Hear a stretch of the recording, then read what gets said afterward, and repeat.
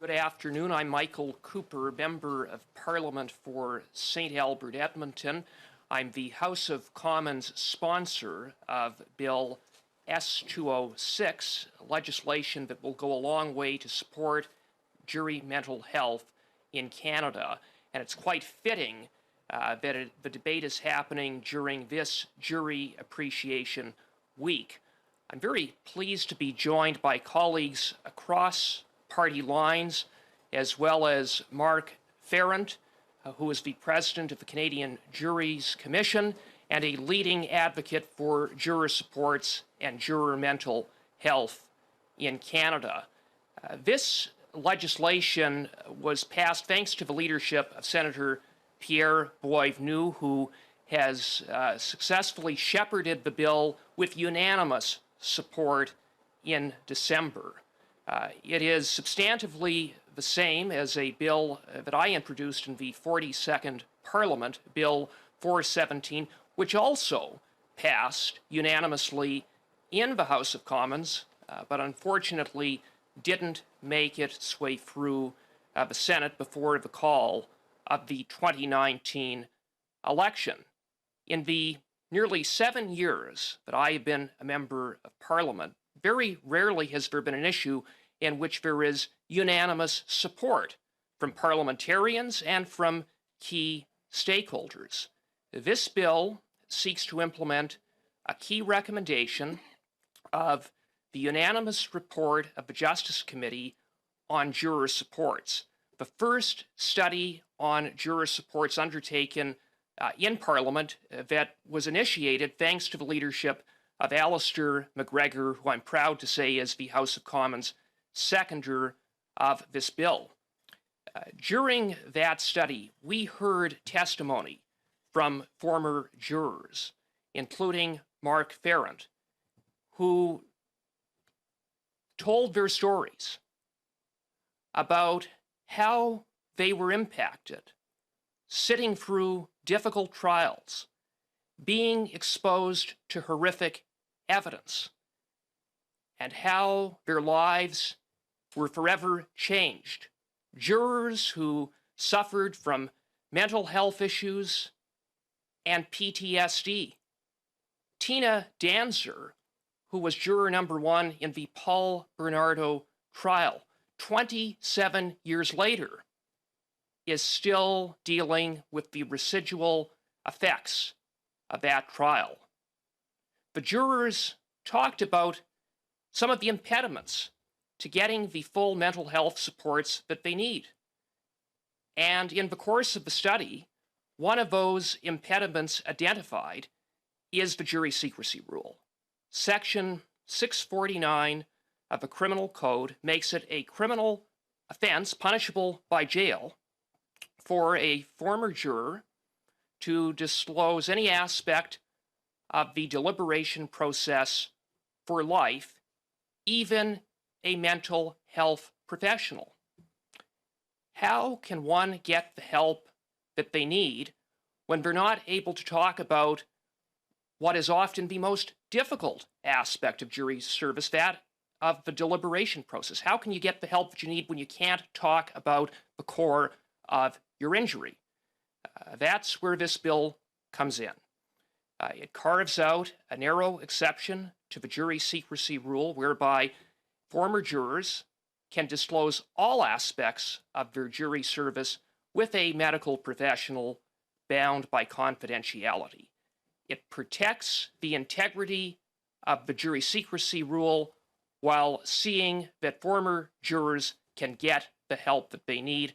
I want to thank Mark and I want to thank all of my colleagues for being here and for their support. And with that, I will turn it over to Senator Boisvenu.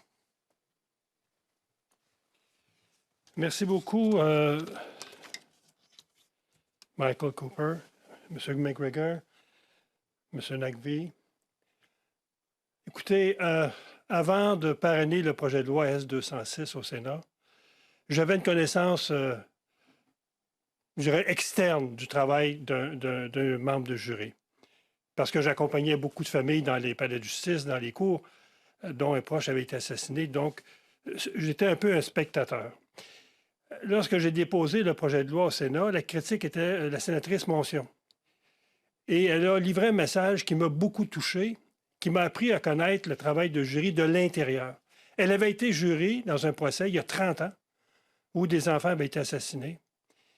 Et ça lui a pris beaucoup d'années. Elle a dû consulter pour ne plus faire les cauchemars qu'elle faisait.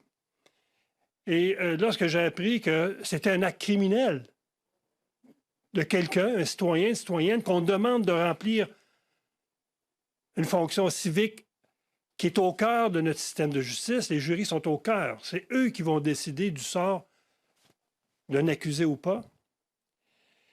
Et de savoir que ces gens-là ne pouvaient pas consulter après des procès difficiles à supporter, je me suis dit, la première réaction, le Canada est 30 ans en retard. Alors, quand Michael m'a demandé de parrainer le projet de loi au Sénat, c'était un oui immédiatement. Et ce projet de loi-là m'a appris beaucoup sur le côté humain de ces citoyens, citoyennes, qu'on envoie dans un travail sans formation, sans préparation professionnelle, et qui doivent souvent décider du sort d'un individu. Et lorsque le projet de loi est arrivé en deuxième lecture au Sénat, avec la complicité de mon collègue et ancien juge Pierre Dalphond, qui est maintenant sénateur, j'ai proposé immédiatement aux membres aux sénateurs d'adopter le projet de loi en troisième lecture, ce qui a été fait immédiatement, sans aller en comité, parce que je ne voyais pas la nécessité de ramener des témoins une troisième fois, parce que ça fait 3 fois. It's the third time that we studied that bill, we tabled that bill. Je ne comprenais pas qu'on fasse venir des gens qui partagent avec nous leur traumatisme. Ça me paraissait un peu indécent. Donc, le projet de loi a été adopté immédiatement, a été envoyé à la Chambre des communes. Et je pense qu'on en discutait tantôt à l'extérieur, et je pense qu'il faudrait aussi que la Chambre des communes, nos collègues là-bas, adoptent ce projet de loi sans l'envoyer en troisième lecture. Donc, on va se concerter cette semaine. Ils vont se concerter plutôt, parce que mon travail est terminé. My job is over. Donc, ils vont se concerter pour voir s'il n'y a pas possibilité d'adopter le projet de loi rapidement en troisième lecture, parce que je pense que c'est une nécessité pour les jurys et c'est surtout une nécessité pour notre pays. Merci. Thank you, Senator. Good afternoon, everyone. My name is Alistair MacGregor. I'm the Member of Parliament for Cowichan Malahat Langford, and back in 2017, I had the honor of serving as the NDP's Justice Critic, and it was during that year that I first got to meet Mark Farrant, Tina, and also Patrick Fleming. And I was at a news conference with then NDP MP Murray Rankin, and it's then that I learned about the incredible service that jurors do on our behalf for our justice system every single day, but we also learned of the trials and tribulations that they go through in doing that service for us. And it very quickly dawned upon me that this was an issue of national importance. It's something that affects each province and each territory. And so I brought an idea to the Standing Committee on Justice and Human Rights for a study, which ultimately led to the report with its recommendations. And I'm very thankful that we had such solid and unanimous support from my Conservative colleagues and from the Liberals, which resulted, I think, a report that really illustrated the challenges that jurors face every day in performing their duties. And one of the clear recommendations that came out of that report was the bill that we're talking about today. There have been attempts in the past, as Michael said, at trying to get this bill over the finish line. And I think the fact that you see such a solid, unanimous standing here, I mean, it's not every day that you see a New Democrat seconding a Conservative private member's bill, but there's a recognition that this is a very important issue. It's timely, and by seeing all of us up here today, it's an underlining statement that we need to get this bill across the finish line. We need to put it into the criminal code, and we need to provide jurors with the support that they need. It is a small piece that we as a society can pay in return for the incredible service that they do on our behalf every day. I'm very pleased to be joining all of my colleagues here in making this bill a reality. Thank you. Good afternoon. My name is Yasser Naqvi. I'm the Member of Parliament for Ottawa Centre, and I'm really pleased to be here joining all my colleagues from the Senate and the House of Commons from all political parties to talk about this very important bill. Jury duty is a very important aspect of our justice system. Our justice system is a cornerstone of our democracy. We probably know a lot of people who have received letters to perform jury duty, or who may have involved and engaged in doing jury duty. But I don't think we think beyond that particular aspect as to what jurors go through when they participate in fulfilling their responsibility as a citizen of Canada. As my colleagues mentioned, jurors go through a lot of challenges by witnessing information that is presented to them, especially in cases that are horrific in nature. And few of those cases were just mentioned earlier. I had the great privilege of serving as Ontario's Attorney General. And I recall back in 2016 watching the news one late evening, and a story appeared about Mark Farrant and his challenges as a result of participating in a trial where he and other jurors were witness to some horrific details. And the story was about Mark's journey and the challenges that he suffered through mental health. And what I took away from the story, that he had no help available to him as he was working through the mental health challenges that were solely as a result of he fulfilling his duty as a citizen. At that time, in Ontario, we acted right away and developed a program to provide for mental health supports for jurors in Ontario by making sure that there is information that is provided to them before a trial, ensuring that there's training for court officials so that they can inform jurors of the supports that may be available and actual support in place. And I had the great honor of working with Mark in creating that program in a very short period of time and delivering. And Mark tells me now that that has spurred into action similar programs in other provinces also. But clearly what we're dealing through this bill, that there's still a significant impediment, a challenge that lies in our criminal code that provides for or creates a prohibition against jurors to confide, to be able to seek help from mental health professionals because of the jury secrecy law. And this bill has a very straightforward and simple fix to that challenge, which is to create an exception under which jurors are able to speak to a healthcare professional, be able to seek help and share things that they may be going through as a result of their jury duty. That exception, of course, that sharing of information will be protected through confidentiality rules that exist between a healthcare provider and someone who's receiving that care.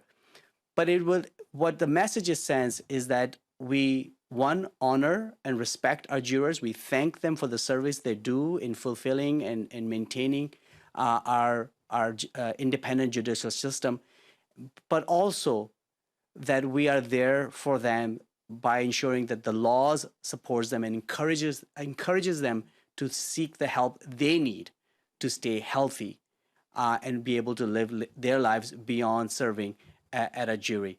So I'm really happy as a newer member of the House of Commons to work with my colleagues from all political parties to see that this time around in the 44th Parliament, this legislation becomes law. And I look forward to working with colleagues both from the House of Commons and the Senate to advocate to the government that we not only pass this law in our respective chamber, but also then enact it as well. Thank you very much, and I'll ask Mark Farrant to say a few words now. Thank you. Thank you to MPs Michael Cooper, Alistair MacGregor, and Yasser Naqvi, and Senator Boisvenu for inviting me here today during the first ever Canadian Jury Duty Appreciation Week. I'm pleased to be speaking to you today from the unceded territory of the Algonquin Anishinaabe Nation. Jury duty is vital to our justice system and our democracy. Without jurors, there would be no justice. Jury Duty Appreciation Week is an opportunity to say thank you to jurors past and present for their enormous service to the community and their important contribution to our country. Jury duty can be a very rewarding experience for many who serve. Many jurors have an enormous sense of pride from their service, knowing they contributed to the justice system. We recognize that jury duty and jury service is not easy for everyone. Jurors step away from their homes, family, and places of work to attend a trial, view evidence, and deliver a verdict. Jury Duty Appreciation Week is an opportunity to recognize the sacrifices jurors make to support the justice system and their communities, and a time to say thank you. This is a time of intense change for Canada. Dramatic rising inflation, housing costs, increases to the cost of living, and our fragile post-pandemic society has challenged our abilities to operate as we once did. Canadians' support for jury duty is equally challenged. Only 18% of Canadians are willing to serve on a jury. That's lower than willingness to donate blood or volunteer in the community. Jury pay in many provinces is still well below minimum wage and has not changed since the 1990s. Employers are not legally obligated to maintain wages and salaries during jury service. For many, jury service is something they simply cannot afford to do. How can we improve diversity and representation on juries if jurors cannot afford to serve? If we are thankful for the jury system, we must also invest in jury duty. Two important votes will be taking place in our Parliament today. I would like to thank Senator Boisvenu for Bill S-206, which amends the criminal code allowing jurors to talk about their jury service openly with a mental health practitioner. The bill was adopted unanimously in the Senate and will go to a second vote today. There is no reason for this bill to not proceed in the same fashion. It may shock you to know that jurors are legally prevented from openly discussing trial experiences within the confines of therapy. We owe this to our jurors for their work and service. Mental health is health, and jurors deserve to be able to discuss openly their experiences and issues post-trial like anyone else. I would like to thank Senator Lucy Monsian, who is not here today, for her Senate motion to call on the Government of Canada to designate the second week of May as Jury Duty Appreciation Week. As a former juror on a difficult case, Senator Monsian understands the toll jury service may take on one's mental health and the need for improved supports for jurors. Both of these measures will provide an enormous support for jurors and the jury system. I'm deeply honored that so many prominent Canadians contributed to our Thanking Jurors campaign, which airs this week across social platforms, with messages from Susan Aglukark, Roberta Bondar, Sheldon Kennedy, Lloyd Robertson, Mark Tewksbury, Michael Landsberg, and many, many others. I would like to thank the Attorney General of Canada, Minister David Lametti, for his personal message of support to jurors and thanking them, included in our campaign. I'd like to thank the Attorney General, David Eby and Gordon Wyant, for thanking jurors in BC and Saskatchewan respectively this week.